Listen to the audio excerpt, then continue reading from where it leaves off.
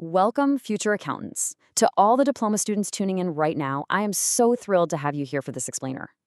Look, I know you already spend countless hours mastering balance sheets, memorizing tax codes, and, praying your trial balances actually match. But today, we're taking a little detour. We're decoding the psychology of the workplace.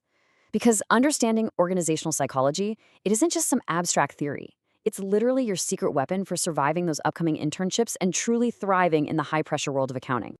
Okay, let's start with a bit of a reality check. You might think your CGPA is the absolute only thing that matters, right? Well, take a look at the data. A staggering 90% of employers actually choose a quote-unquote good attitude over perfect academic results when hiring fresh grads. Crazy, right?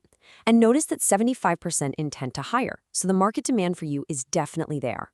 But here's the thing. Technical skills, like knowing your way around the latest audit software, well, that's just the baseline. Your mindset is your ultimate differentiator. Firms can teach you their software in a week, but they absolutely cannot teach you resilience. So, to get you ready for the real world, here is our roadmap for today. We'll kick things off at the micro level, the anatomy of workplace attitudes.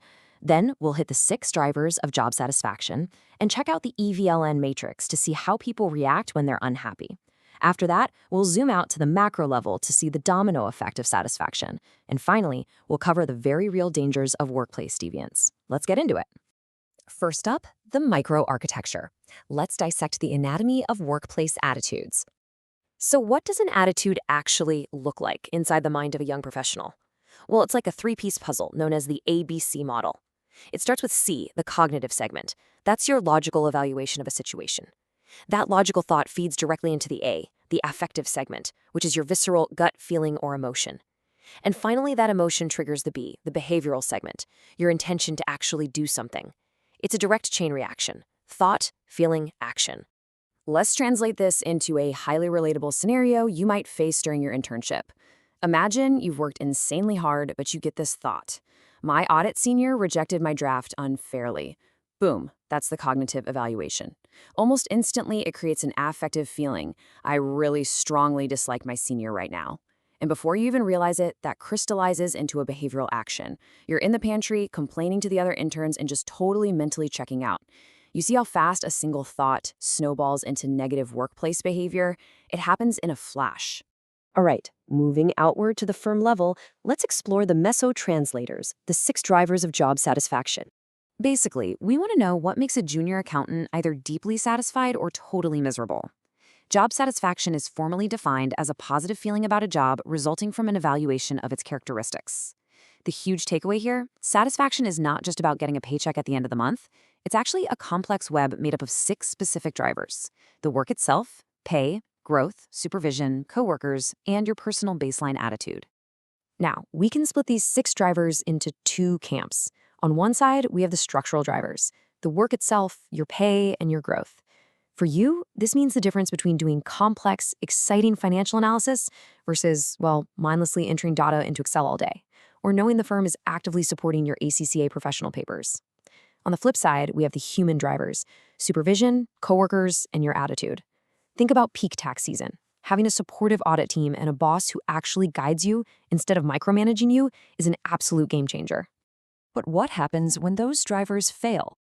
Well, let's look at the field data. It turns out real-world employee exodus maps perfectly onto these theoretical concepts. Over a third of people, 36%, leave because of a lack of career opportunities. That's a massive failure of the growth driver. And right behind that, 34% are miserable because of the scope of work, a failure of the work itself driver. Listen, accountants don't just randomly quit. They walk out the door when their growth hits a ceiling, or when the daily grind just becomes completely unbearable. This brings us to the conflict phase. When all that friction builds up, how do people respond? Enter the EVLN matrix. This framework categorizes how we respond to being unhappy at work along 2 axes. Is the behavior active or passive? And is it constructive or destructive? This gives us 4 specific responses: voice, exit, loyalty, and neglect.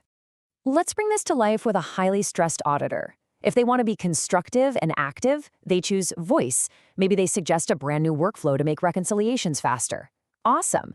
If they are active but destructive, they choose exit. They just officially resign and jump ship to a rival firm. Now, on the passive side, a constructive response is loyalty, basically optimistically waiting for the chaotic tax season to end, trusting management to eventually fix things. But the most dangerous passive response? That's neglect. This is when our stressed auditor just stops caring. They start showing up late, and worst of all, they allow errors to slip into balance sheets because they've just completely given up.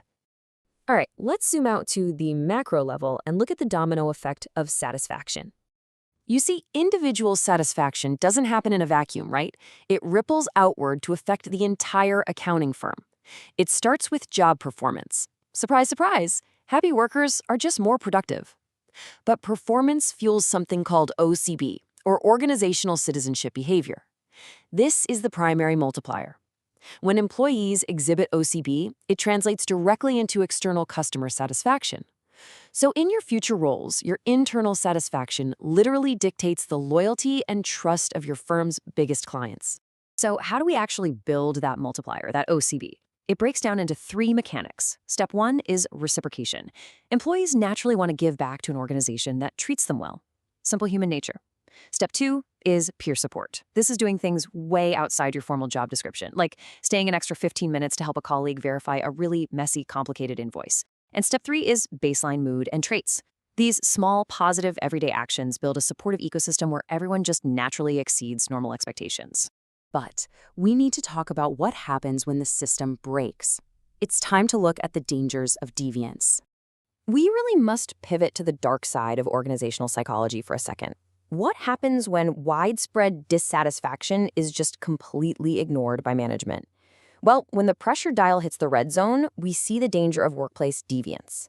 The core concept here is that job dissatisfaction predicts a broad syndrome of defined behaviors. If employees absolutely hate their environment, they aren't going to just sit quietly. No way. They will inevitably find ways to respond unfavorably and retaliate against the organization.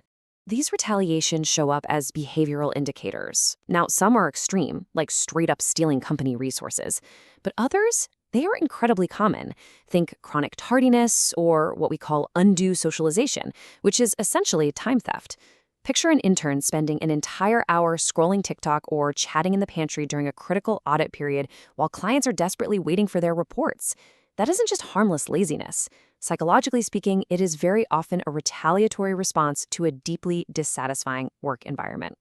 And this brings us to the climax of our explainer today.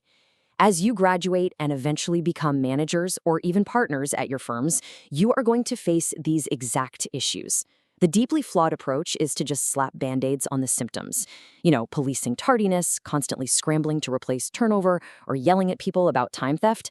But the blueprint approach? It's realizing you must manage the root, not the response. You have to fix the structural architecture of the work itself. The pay, the growth, the supervision, that is how you control those undesirable consequences. So, I leave you with this final thought. When you eventually sit in that leadership chair, will you just police the symptoms?